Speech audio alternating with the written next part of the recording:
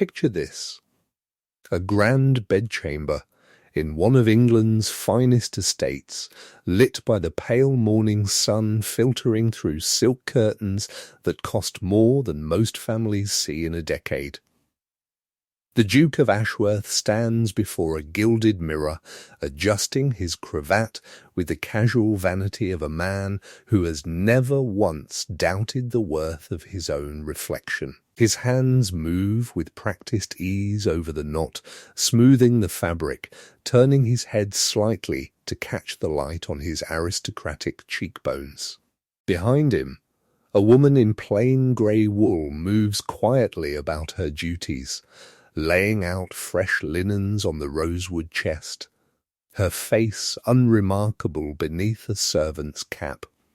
Her movements so practiced in their invisibility that she might as well be part of the furniture itself. She is the new lady's maid, hired just 3 weeks prior to attend the mistress who has taken up residence in the east wing of this very house, where by all rights the Duchess herself should reign supreme.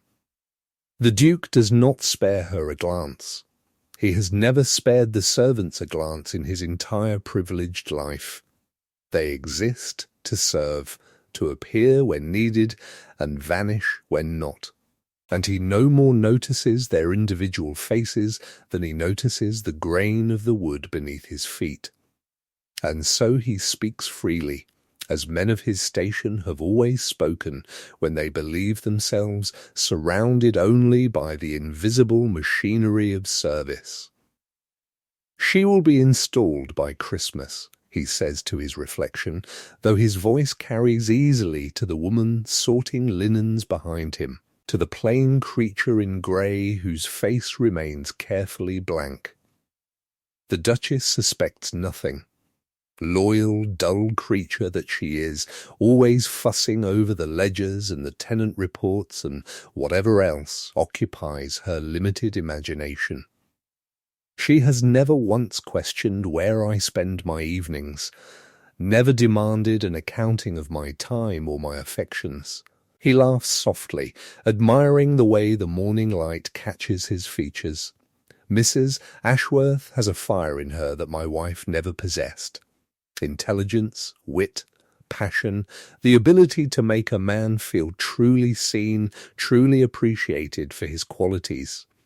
By spring, this house will know its true mistress. The woman in grey does not move. She does not gasp. She does not drop the linens, or flee the room, or give any indication whatsoever that she has heard anything of consequence. Her hands continue their work with mechanical precision, folding and smoothing, folding and smoothing. But if you could see her eyes in that moment, hidden beneath the plain brim of her servant's cap, you would understand something that the Duke will not comprehend for many weeks yet. You would see 7 years of patience crystallizing into something harder than diamond and twice as sharp. You would see the kind of silence that plans. If you have ever been spoken about as though you were not in the room, as though your presence mattered so little that the truth could be told in front of you like gossip shared with furniture, then you understand exactly what is happening in this bedchamber. If you have ever been invisible to someone who should have seen you clearly, who promised before God and witnesses to honour and cherish you, then you know the particular cold that settles in the chest when you realize their blindness has become your greatest weapon. Subscribe to this channel if you want to see what happens when a woman they call dull and loyal decides to stop being overlooked. Comment below where you are watching from today, and like this video if you believe that patience, properly aimed, is revenge waiting for its moment. Because what the Duke does not know, what he cannot possibly imagine as he admires his own reflection and speaks so freely of installing his mistress in his wife's own home, is that the plain woman in grey is not a servant at all. The new lady's maid is the Duchess herself. and she has just heard everything she needed to hear. But to understand how the Duchess of Ashworth came to be standing in her own home, dressed as a servant, folding linens for the woman who had stolen her husband's wandering affections, we must go back. We must go back 7 years to a marriage that began as a transaction and never managed to grow into anything resembling love. The Duchess had been Lady Eleanor Weston before her marriage, the only daughter of Baron Weston, whose land holdings were vast but whose coffers had run dry 3 generations prior. The Duke of Ashworth needed her family's political connections. Her family needed his money desperately, with the particular desperation of a household selling off paintings while maintaining appearances. The negotiation took 4 months. The courtship took 6 weeks. She met him 11 times before their wedding day, always with chaperones, always speaking of weather and horses, never of anything that might reveal the humans beneath the social performances. He was handsome in the way that portraits are handsome, all correct proportions and good bones, with eyes the colour of winter sky and a smile that appeared when socially required and vanished the moment it was no longer observed by the appropriate witnesses. She told herself she could learn to love him. She told herself that respect could grow into affection, that shared purpose could kindle warmth, that the cold efficiency of their arrangement was merely the foundation upon which a true marriage would eventually be built. She was 20 years old and had read too many novels, too many stories of marriages that began in convenience and ended in passion. She believed, because she needed to believe, that she might become one of those stories. The wedding was held at St. George's, Hanover Square, on a bright May morning, attended by 400 guests who whispered behind their fans that Lady Eleanor was fortunate indeed to have secured such a match, given the state of her father's finances and the complete absence of beauty that might have attracted a better offer. The Duke kissed her once at the altar, briefly, a perfunctory brush of lips that lasted perhaps 2 seconds and contained no warmth whatsoever. He did not kiss her again until they were alone in the bridal chamber, and that too was brief. Efficient, a contractual obligation fulfilled with the same detachment he might bring to signing a lease. Afterward, he rose from the bed, dressed in his nightclothes with his back to her, and retired to his own chambers down the hall without a word of affection or acknowledgment. She lay awake until dawn, staring at the canopy above her head, wondering if this was simply how marriages began, or if she had made a terrible mistake that would cost her the rest of her life. She did not see him again until breakfast, where he read the newspaper and asked if she had slept well without looking up from the financial pages. She understood then, with a clarity that felt like ice water, that this was not a beginning at all. This was the whole of it. This was what her marriage would be.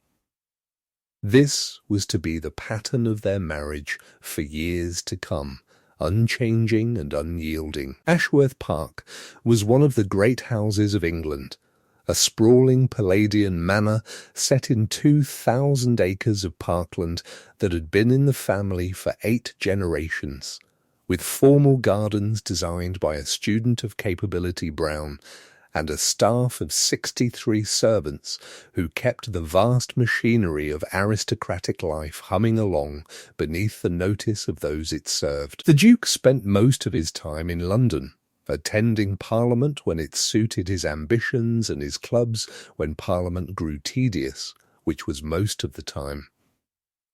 He returned to the estate for shooting season, and for Christmas, and for the occasional dinner party that required the presence of a duchess to maintain appearances. The rest of the year, Eleanor was alone in those vast echoing halls, surrounded by servants who called her Your Grace, and visitors who called her charming, and a silence that stretched from breakfast to supper, with no one to break it but herself. She filled that silence with work. She had been raised to manage a household, as all women of her class were raised, and she discovered within the first year that she had a gift for it that went beyond mere competence, beyond the decorative management that most wives of great houses performed. She had a mind for numbers, for systems, for the intricate web of accounts and obligations that kept an estate like Ashworth Park from collapsing under its own weight. Within 2 years, she had identified 3 separate instances of fraud in the estate accounts. Embezzlements that had been ongoing for years without anyone noticing, because no one had bothered to examine the books with any rigour. She dismissed a steward who had been skimming from tenant rents for a decade, replacing him with a younger man whose honesty she verified through careful observation before promoting him. She negotiated new terms with the estate's primary grain merchant that increased profits by 12%, and she established a system of record-keeping that tracked every shilling flowing in or out of the estate's coffers. She did all of this quietly, without fanfare, without seeking praise or recognition, recording everything in her own set of ledgers that she kept locked in the rosewood desk that had belonged to her grandmother. The Duke never asked about her work. When she attempted to share her findings at dinner on his rare visits, hoping for some acknowledgement that she was contributing value, he would nod politely and change the subject to the hunting or the latest scandal in town. She learned not to offer her opinion. She learned to manage his estate as she might manage the weather, with competence and without expectation of acknowledgement. In the 5th year of their marriage, she found a receipt in his coat pocket while instructing the valet on the proper treatment of wool. It was from a jeweller on Bond Street, dated 3 weeks prior, for a sapphire bracelet in the amount of £200. She had received no sapphire bracelet. There had been no gift, no presentation, no tender moment in which her husband clasped beautiful jewels around her wrist. She filed this information away in the same manner she filed everything else, in the careful mental ledger that tracked the truth of her life separate from its appearances. She was not a fool, had never been a fool, despite her husband's conviction that she lacked the intelligence to notice. She had always known he took pleasures elsewhere, as men of his station often did. But there is a difference between knowing something in the abstract and holding the receipt in your hand. Over the months that followed, other discrepancies emerged, other cracks in the edifice of her carefully constructed ignorance. Withdrawals from household accounts that appeared in no ledger she maintained, sums that vanished into purposes she could not trace, letters that arrived for the Duke sealed with unfamiliar wax, in handwriting that was decidedly feminine, letters that he tucked away quickly when she entered the room. The housekeeper, Mrs. Palmer, who had served the family for 30 years and whose loyalty to the Duchess had been earned through countless small kindnesses, began to speak in careful coded phrases that conveyed more than their surface meanings.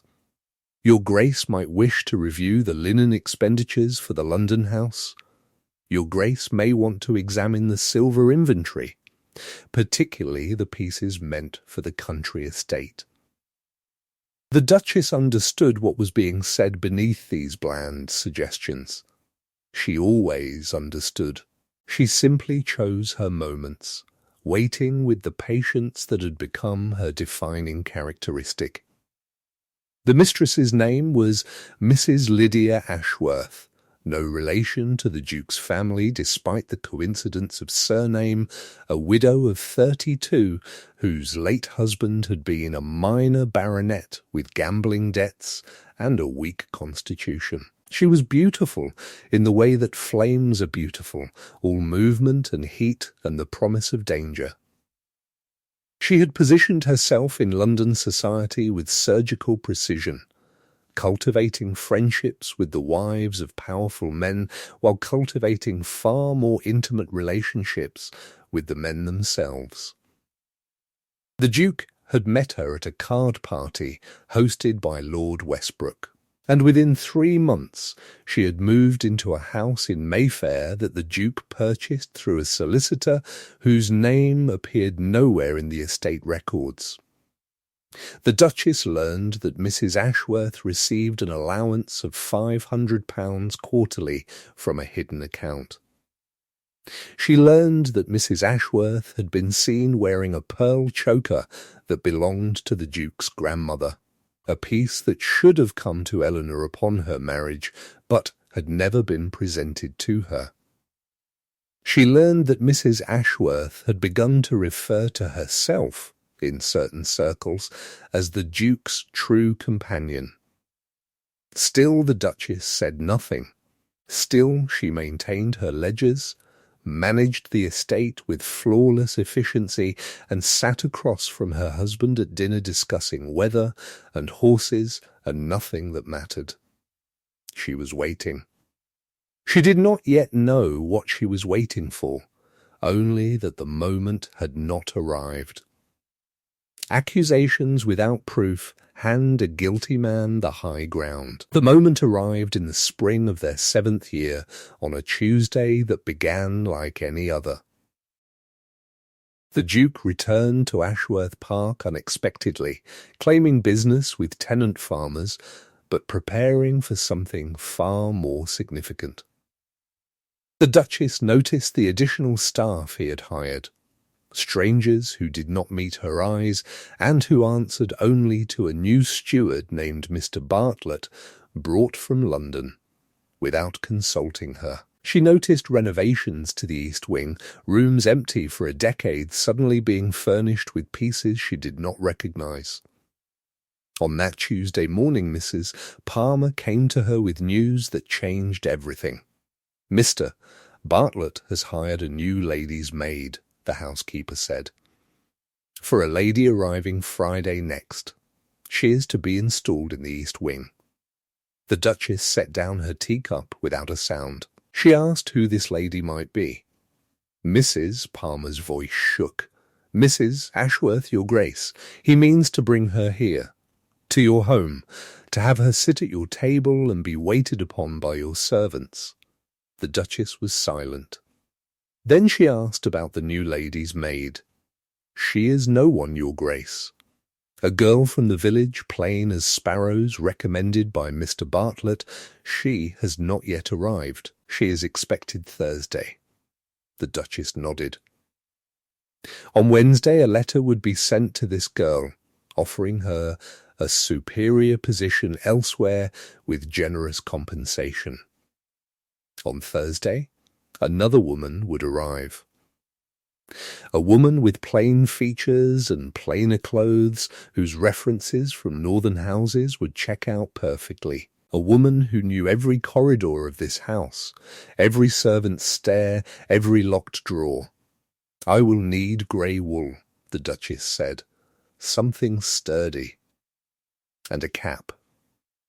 What followed was perhaps the most extraordinary transformation in the history of the English aristocracy, though no one who witnessed it would ever know what they had seen until the Duchess chose to reveal herself. The woman who entered Mrs. Ashworth's service on that Friday morning was not the Duchess at all, at least not in any way that could be recognized.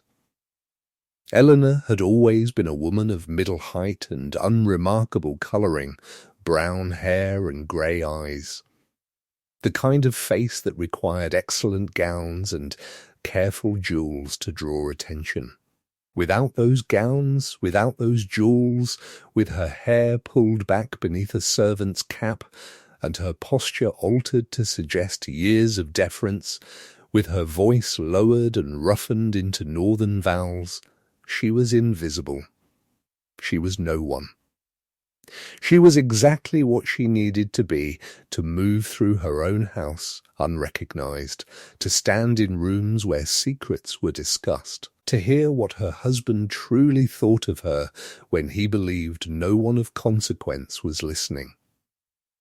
Mrs. Ashworth arrived on Friday, sweeping into the east wing with 3 trunks of gowns and an air of possession that made the household staff exchange silent, furious glances. The Duke greeted her in the entrance hall, kissing her hand where any servant might see, and the Duchess watched from the upper gallery, learning the exact shape of her husband's betrayal. The Mistress was everything the Duchess was not, vivacious where the Duchess was reserved, demanding where she was patient, quick to laugh, quick to praise, quick to turn any conversation toward herself. She moved through the house as though she already owned it, commenting on drapes that needed replacing and gardens that wanted a woman's touch. The Duke followed her with the eager nodding of a man who has never been told anything but what he wished to hear. On Friday evening, the new lady's maid was summoned to help Mrs. Ashworth dress for dinner. The Duchess stood in that bedchamber, in that grey wool, and helped her husband's mistress into burgundy silk, while Mrs. Ashworth complained about the rural tedium and the dreary presence of the actual Duchess, who would be joining them at table. "I cannot fathom why he maintains the pretence," Mrs. Ashworth said. "Everyone knows the marriage is a sham. He should have had it annulled years ago." The Duchess pulled the laces tight. "Just so, ma'am." Her voice was different now, lower, rougher, with the flattened vowels of northern counties. Mrs. Palmer had drilled her for 3 days, until even the housekeeper could no longer hear any trace of the Duchess in the servant's speech. Mrs. Ashworth did not spare her a second glance. The weeks that followed were an education in cruelty, in casual contempt, in the 1,000 small ways that the powerful wound those they consider beneath their notice. The Duchess learned things about her husband that no wife should have to learn, not through dramatic confession, but through the casual intimacy of a servant's presence, through being in the room while plans were discussed and dismissed. She learned that he had promised Mrs. Ashworth the family diamonds, the magnificent parure that his mother had worn to her own wedding and had always intended for her son's wife, gems that Eleanor had seen in portraits but had never been permitted to touch or wear. She learned that he had instructed Mr. Bartlett to begin legal proceedings challenging the Duchess's marriage settlement, claiming fraudulently that she had brought less dowry than contracted, attempting to void the protections that had been negotiated on her behalf before the marriage. She learned that he had written to 3 potential buyers for the London townhouse that belonged by law to her alone, inherited from her grandmother and placed in her name specifically to protect it from any husband's creditors. A house he had no legal right to sell, but intended to sell anyway, on the assumption that his wife was too ignorant to notice. She learned that money had been systematically transferred from accounts she could monitor into accounts she could not, preparing for a confrontation he believed he would win through sheer force of will. She learned all this because men like the Duke did not see servants, did not guard their tongues around them, did not imagine for a moment that the plain woman adjusting a curtain or setting out linens might understand every word she was hearing. Each evening, after Mrs. Ashworth had been put to bed and the house had grown quiet, The Duchess would return to her small servant's room in the attic and transcribe what she had learned into a notebook she kept hidden beneath a loose floorboard. Dates and amounts and names, building piece by piece into a comprehensive record of betrayal. On the second week, she overheard them discussing her family's debts, laughing at how her father had been desperate enough to accept the Duke's terms without negotiating for better protections. On the third week, she learned that Mr. Bartlett had been systematically overcharging the tenant farmers, skimming the difference into accounts that traced back to London addresses she did not recognize. On the fourth week, she discovered that Mrs.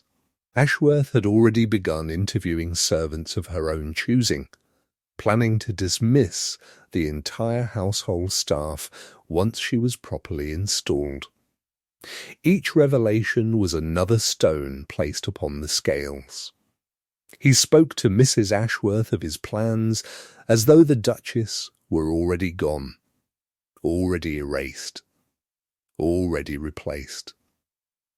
And Mrs. Ashworth spoke back, encouraging his schemes, occasionally suggesting improvements to his cruelties that made even Eleanor, with all her practised composure, feel the cold hand of shock. "Why not claim she's gone mad?" Mrs. Ashworth suggested one evening over wine. "A wife can be set aside for lunacy with far less trouble than divorce. You would have to get a physician to sign the papers, but physicians can be bought like anything else." The Duke had laughed, but he had not refused to consider the suggestion.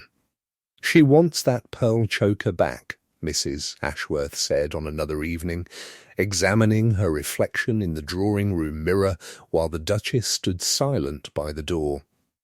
"The one from your grandmother. I caught her looking at my throat last week at dinner, staring as though she wanted to reach across the table and tear it off with her bare hands."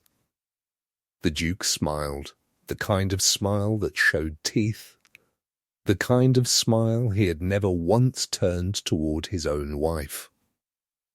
"Let her look.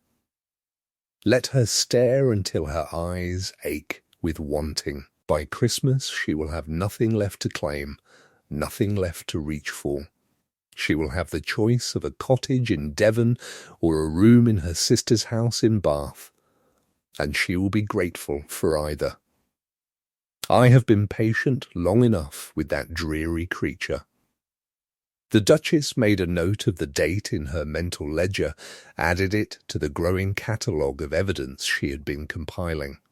She noted the time, the witnesses, the exact words spoken.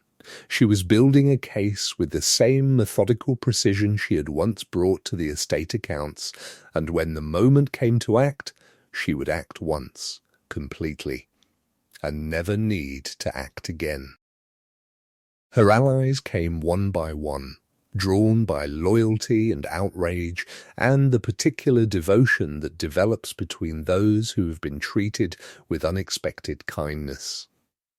Mrs. Palmer was first, of course, the housekeeper whose locked drawer in the still-room held 30 years of correspondence that various Dukes of Ashworth would have preferred forgotten. She had letters from the current Duke's father acknowledging debts that had never been paid and promises that had never been kept. She had receipts that proved the grandmother's pearls had been listed in the family inventory and entailed to the Duchess upon marriage. Documentation that would make any attempt to claim them as personal property rather than family jewels an obvious fraud. She had a memory that stretched back 3 decades and a fury that had been building since the day she first saw the new Duchess treated with cold indifference by a husband who had promised to cherish her. When Eleanor approached her Mrs. Palmer did not hesitate for a moment. "I have been waiting 7 years for you to ask," she said simply. "Tell me what you need." The bank clerk came next, a young man named Thomas Harding, who had once been a footman at Ashworth Park before the Duchess recognised his unusual aptitude with figures and arithmetic, and arranged an apprenticeship at the county bank over the old steward's objections. That act of faith had changed the entire trajectory of his life. He had risen from apprentice to clerk to junior partner, and he had never forgotten the woman who had looked at a servant and seen potential that no one else had bothered to notice. He still attended Sunday services at the village church where the estate staff worshipped, still spoke to Mrs. Palmer after the sermon about the news from the great house, still remembered with crystal clarity the day the Duchess had handed him a letter of recommendation and told him that she believed he was capable of more than carrying trays. When Mrs. Palmer approached him with a careful description of what was needed, he did not ask questions about legality or propriety. He simply began gathering copies of documents that should never have left the bank's premises, records of accounts opened in false names and under false pretenses, transfers that trace circuitous paths through multiple institutions before arriving at destinations that could be connected. With careful examination to Mr. Bartlett, and through him to Mrs. Ashworth herself. The solicitor came next, a man named Mr. Whitmore, who had handled the marriage settlement negotiations for Eleanor's family, and who had been quietly appalled by how little regard the Duke showed for the terms of his own agreement. Mr. Whitmore examined the documentation Eleanor provided and agreed to take her case on terms that would be paid only upon successful resolution, a gesture of faith that meant more to her than any retainer could have purchased. But the Dowager Duchess was the most unexpected ally of all, the one Eleanor had least anticipated and most desperately needed. The Duke's mother had never been warm to her daughter-in-law, had always regarded Eleanor with the cool assessment of a woman who had hoped for a better match for her son, someone with more beauty or more connection or more of the sparkle that society valued over mere competence. She had criticised Eleanor's management of the household in the early years, had made pointed comments about the absence of an heir, had generally conducted herself with the polite hostility that mothers-in-law throughout history have perfected into an art form.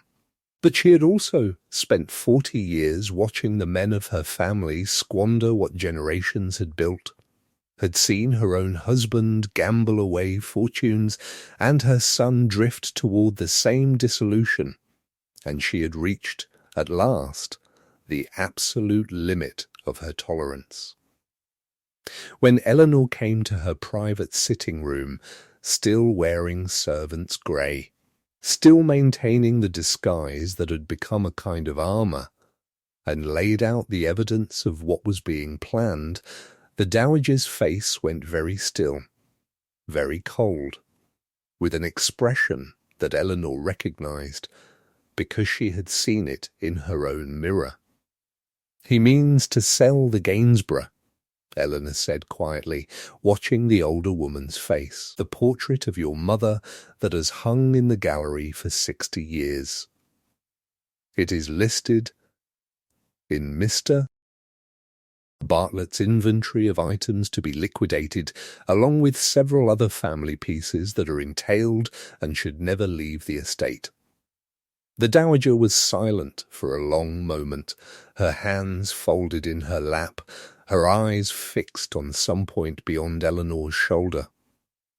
Then she asked, in a voice that contained no warmth and no hesitation, what she could do to help destroy her own son's plans. The conspiracy was larger than even the Duchess had suspected.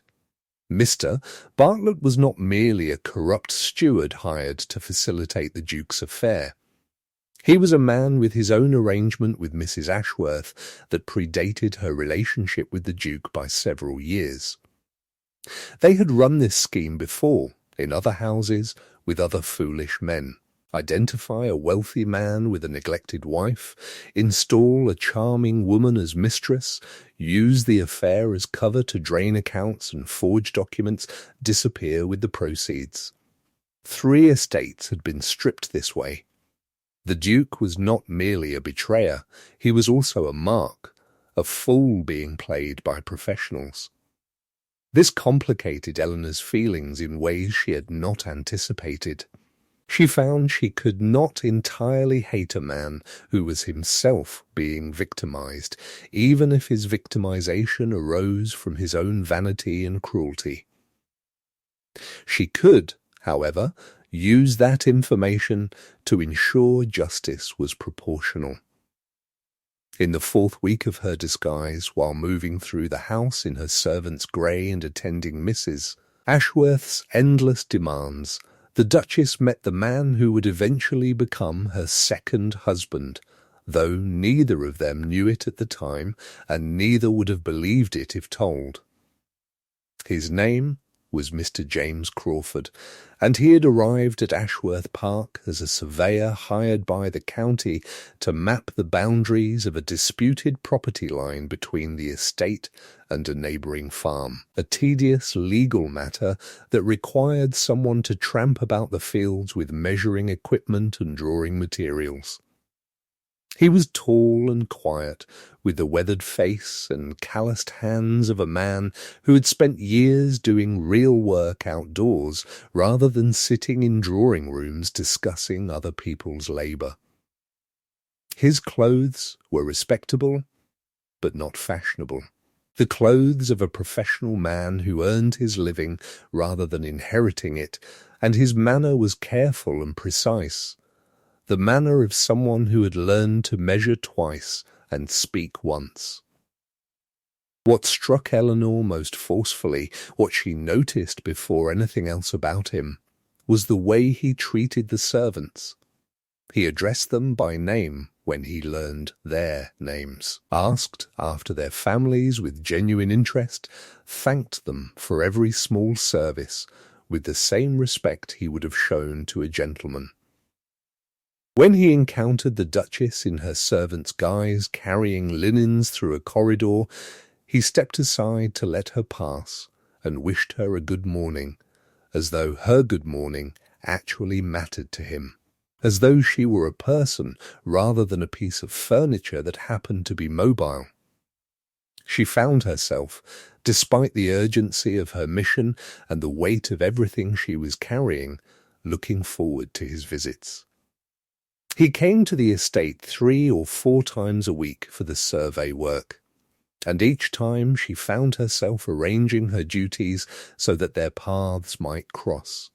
On one such afternoon, in the 3rd week of his work, he came upon her in the kitchen garden, where she had escaped for a moment of solitude between Mrs. Ashworth's endless demands for attention and service.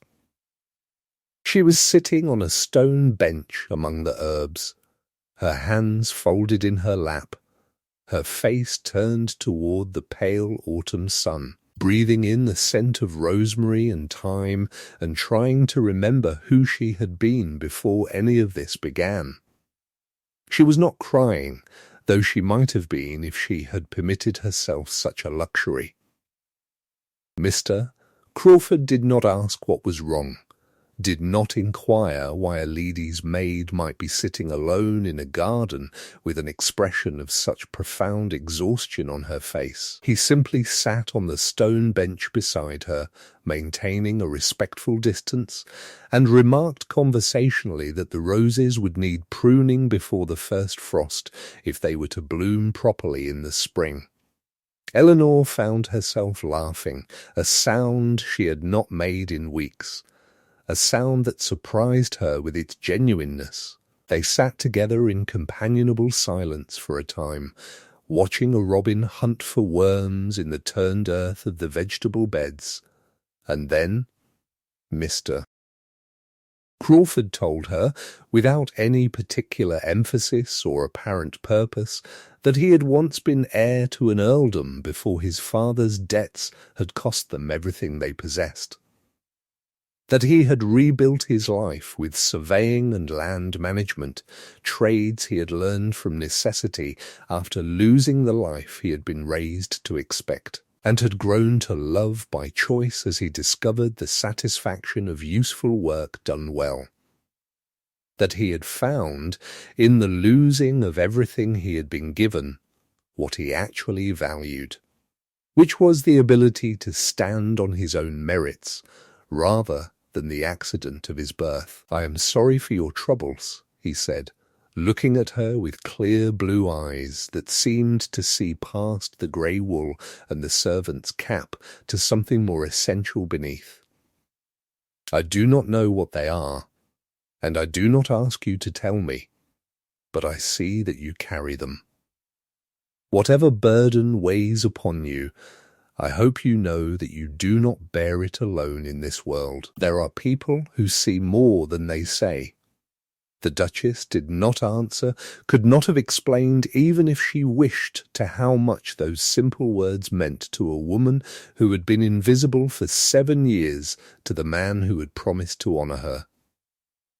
But she filed this moment away as carefully as she filed everything else, in a part of her ledger she had not known existed until now, a part that recorded not evidence of crimes, but evidence of unexpected kindness.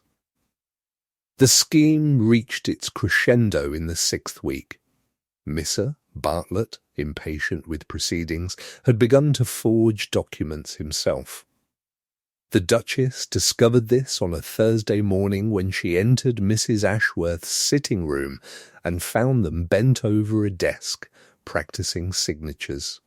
"My wife's hand is not difficult," the Duke was saying with a laugh. "A few loops here, a flourish there.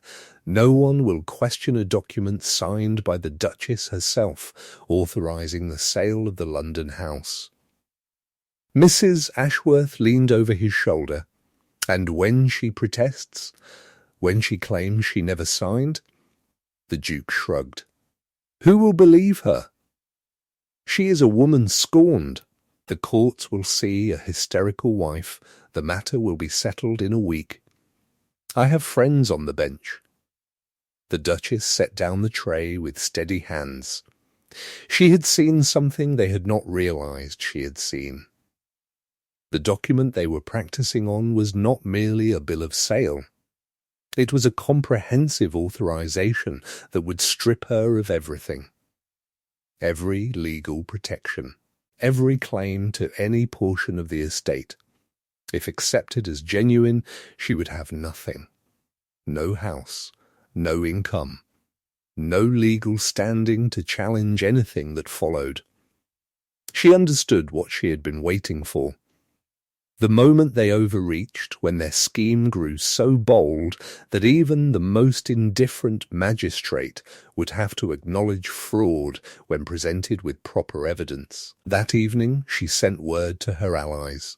Messages to Mrs. Palmer, to Thomas Harding, to the Dowager, to the solicitor she had retained weeks prior, and a message to Mr. Crawford asking if he might attend a gathering at the estate on Saturday.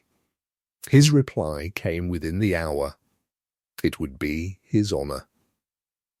The reckoning came on a Saturday afternoon in the great drawing-room of Ashworth Park, before an audience of 23 witnesses, 2 magistrates, a member of Parliament, the editor of a London newspaper, the solicitor who had been assisting Mr. Bartlett, invited under pretence, 3 ladies of impeccable reputation, and Mr. Crawford, positioned near the servants' entrance for reasons that would soon become clear. The Duke had not understood why his wife had decided to host a reception with so many legal and journalistic figures. He assumed she was making some pathetic attempt to rebuild her standing before he destroyed it. He smiled at her across the room with patient condescension. Mrs. Ashworth stood beside him, wearing the pearl choker, her hand on his arm. Mr. Bartlett lurked near the doorway, eyes darting nervously. The Duchess stood at the far end, near the fireplace, wearing deep blue silk. The grey wool was gone. The servant's cap was gone. The hunched posture and flattened vowels were all gone. She was herself again, in full, and she watched with satisfaction as recognition dawned across her husband's face. The colour drained from the Duke's complexion. His mouth opened and closed, without sound. Mrs. Ashworth's hand tightened on his arm. Somewhere in the room, a glass dropped and shattered. "Ladies and gentlemen," the Duchess said, her voice carrying clearly to every corner of the great room with an authority that surprised even those who had known her before, "thank you for joining me today. I have asked you here to witness something rather unusual, something that I hope will serve as both evidence and warning. You see, for the past 6 weeks, I have been living in this house not as its Duchess, but as a servant. I have been lady's maid to Mrs. Ashworth, who now stands before you wearing jewels that belong by law and by entail to me, pearls that were stolen from my rightful possession and given to a woman whose relationship with my husband violates every vow he made before God and witnesses 7 years ago. I have heard conversations that were not meant for my ears, conversations in which my husband and his mistress discussed their plans to strip me of every protection the law provides, to forge my signature on documents that would transfer my property to their control, to leave me destitute while they enjoyed the fruits of my family's fortune. I have gathered evidence of a conspiracy that extends far beyond a simple matter of marital infidelity, and I will now present that evidence for your examination." She spoke for 47 minutes, and in those 47 minutes she laid out the case she had built with the same methodical precision that had once made her the most effective estate manager in the county.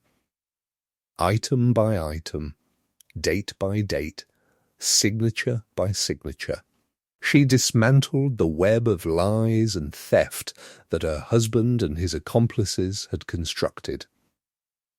She presented the forged signatures beside the genuine ones, allowing the magistrates to examine the differences for themselves, pointing out the slight variations in pressure and angle that distinguished a practised hand from a natural one. She produced Thomas Harding's bank records, demonstrating the pattern of transfers through false accounts, the trail of money that led through 3 different banks before arriving at accounts controlled by Mr. Bartlett. She read aloud from letters that Mrs. Ashworth had written to previous marks in previous schemes, letters obtained through careful investigation by the solicitor's clerks, letters that proved this was not her first such operation, but rather the latest in a pattern of calculated fraud practiced over years and across multiple victims. She presented written testimony from servants in other houses that had been stripped bare while their masters pursued affairs with charming widows who had no intention of remaining once the money was extracted. 3 estates, she said, holding up the documentation. 3 families ruined by precisely this method before they came to Ashworth Park. The pattern is always the same. A wealthy man with a neglected wife, a charming woman installed as mistress, a corrupt steward to manage the paperwork, and then, when the accounts have been drained and the documents forged, a hasty departure to the continent with the proceeds. The Duke tried to interrupt 3 times during her presentation, rising from his chair with objections that died on his lips when he saw the expressions on the magistrates' faces. Each time, the Duchess simply waited in absolute silence until he subsided, then continued exactly where she had left off, her composure unshakable, her evidence irrefutable. Mrs. Ashworth attempted to leave the room twice. The first time she found Mrs. Palmer blocking the doorway with the immovable satisfaction of a woman who had waited 30 years to see justice done in this house. The second time she found 2 constables waiting in the hall, summoned in advance by the magistrate who had examined the evidence the previous day and concluded that arrests would be necessary. Mr. Bartlett, understanding finally what was happening and what was about to happen to him, made a desperate attempt to flee through the servants' entrance at the back of the house. He was apprehended in the kitchen garden, among the rosemary and thyme where the Duchess had sat with Mr. Crawford weeks before, subdued by the surveyor himself, who had positioned himself there for exactly that purpose, and who handled the struggling steward with a quiet efficiency that suggested he had dealt with worse situations in his years of rebuilding himself from nothing. When the Duchess finally finished speaking, the great drawing-room was silent except for the ticking of the ormolu clock on the mantelpiece and the quiet weeping of Mrs. Ashworth, who had finally understood that tears would not save her this time.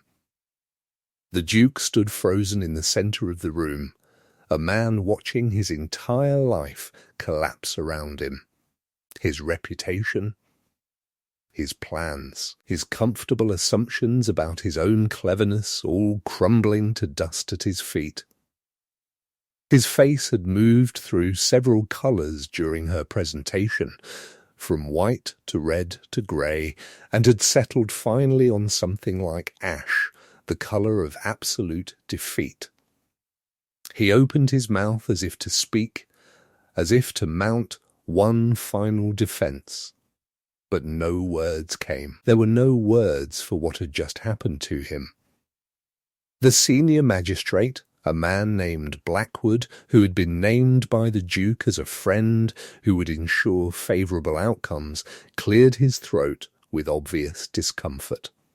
"Your Grace," he said, addressing the Duchess with a respect that had been notably absent from any of his previous interactions with her or her husband, "I believe we have more than sufficient evidence to proceed with formal charges. Against the steward, certainly, on multiple counts of forgery, embezzlement, and conspiracy. Against Mrs. Ashworth as his knowing accomplice in a systematic pattern of fraud. Regarding the Duke himself, the matter will require further consideration, but I think we can say with confidence that certain legal protections that should have been enforced from the beginning of this marriage will now be maintained rather more strictly than they have been. Justice was measured by rank of guilt. Mr. Bartlett, as the operational architect, faced the full weight of the law. He was tried at quarter sessions, convicted on 17 counts of forgery, embezzlement, and conspiracy, and transported to Van Diemen's Land for 20 years. The evidence was so comprehensive that his own solicitor advised him to plead guilty to avoid the death penalty. Mrs. Ashworth's punishment was more elegant. The Duchess did not seek criminal charges, understanding scandal would damage her own reputation. Instead, she ensured the truth was known. The newspaper editor published a detailed account of Mrs. Ashworth's previous schemes. Within a week, every door in London society closed to her. Within a month, she left England for the continent, pursued by creditors. She was last seen in Naples, living in reduced circumstances, attempting to attract an aging Italian count who had not yet heard the stories. The Duke was more difficult.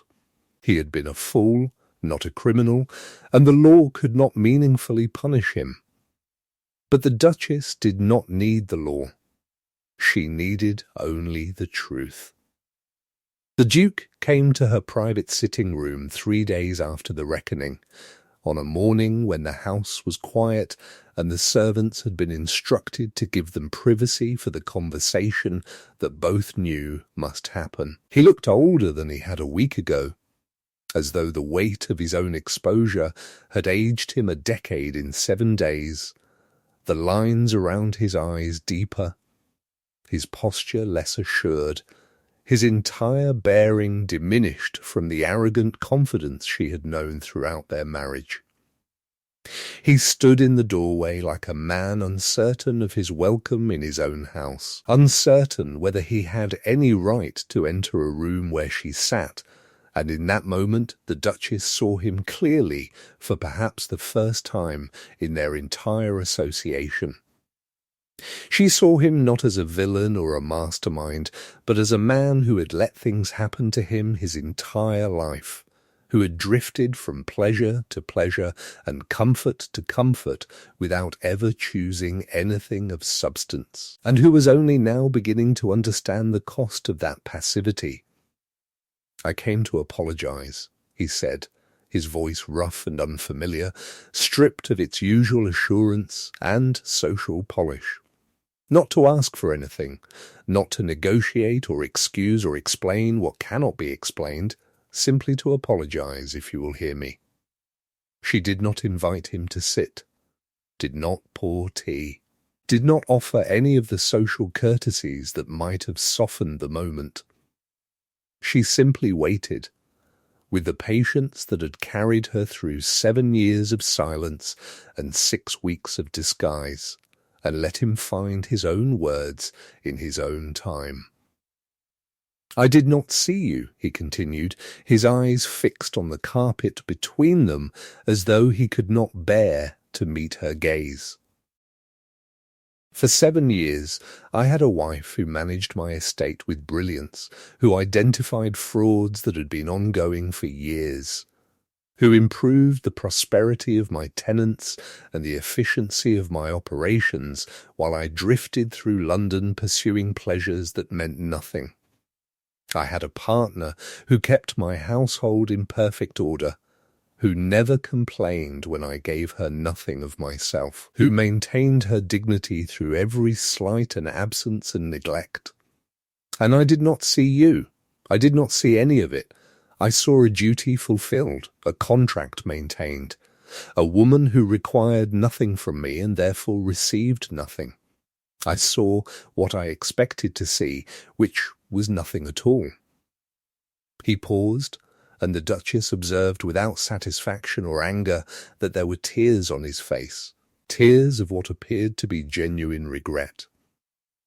"And so when a woman came who demanded to be seen," he said, "who insisted on being noticed, who flattered and praised and made me feel that I was being appreciated for qualities I am not certain I ever actually possessed, I thought that was what love must feel like. I thought that the desperate need for attention was the same as genuine affection.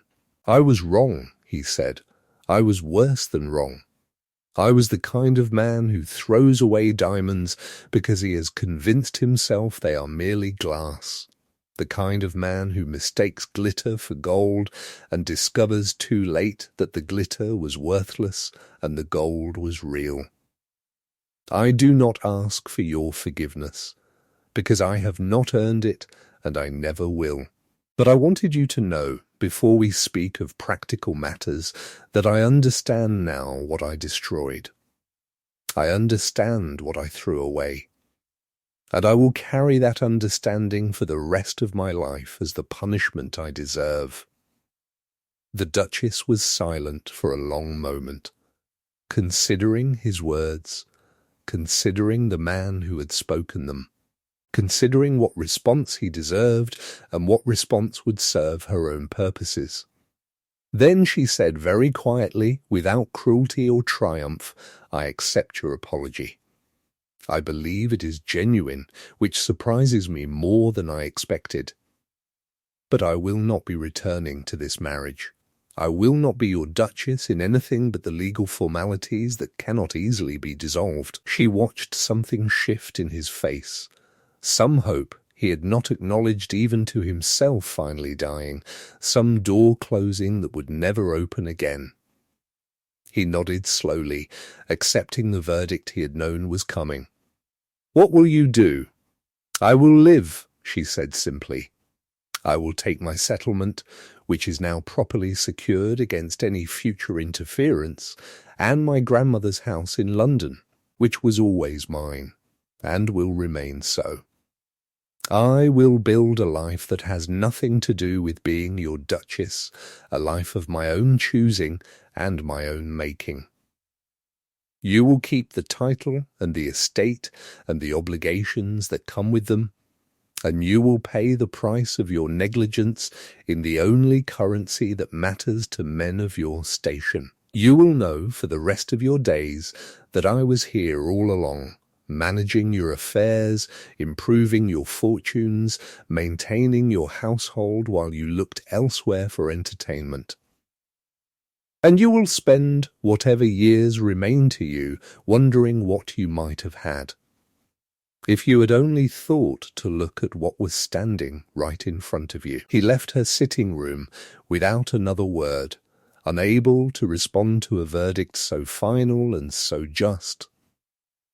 She heard his carriage depart an hour later, bound for London, where he would maintain the shell of his former life among people who now looked at him not with respect, but with calculation, wondering what other weaknesses might be exploited. She never saw him again except in formal circumstances that could not be avoided, and on those occasions they spoke only of weather and business. Two strangers who had once shared a name and a house and nothing else that mattered.